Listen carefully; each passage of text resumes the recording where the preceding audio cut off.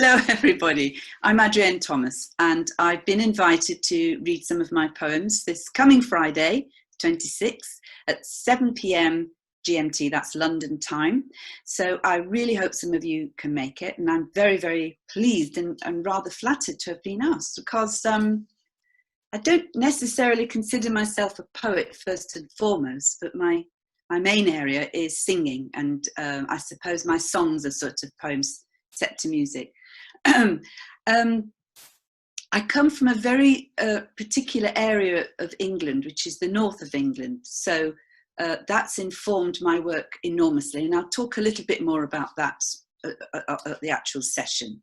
But I've come along the usual route, I think, for many artists, is art school, training in therapy. I was trained as a drama therapist, and then developed my own work with voice, because voice is a tremendous tool for healing people, alongside doing my own, work.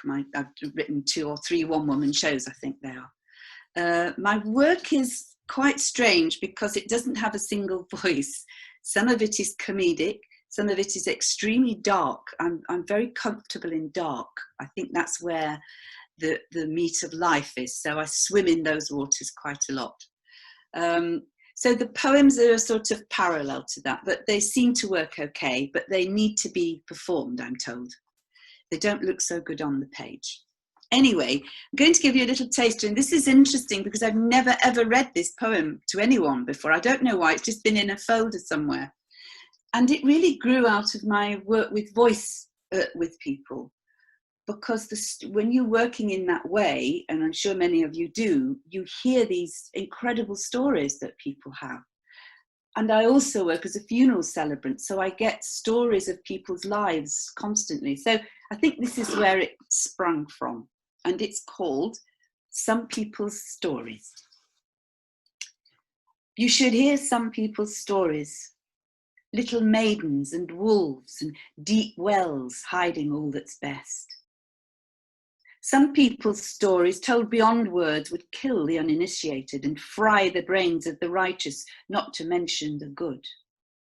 Tales of the unexpected, told in a room with white walls and curtains, bouncing off the windows and doors, creeping down the corridors and hissing out into the street, alarming the passers-by who thought it was safe to come out. Dogs bark at their approach and cats hiss and vanish. Mothers pull their children to safety, and the wind tries to carry them away, but they fall back to earth and haunt us. They're in the water and the air and the thoughts and the feelings. They're in the pipes and chimneys of houses, safe as houses, undetected.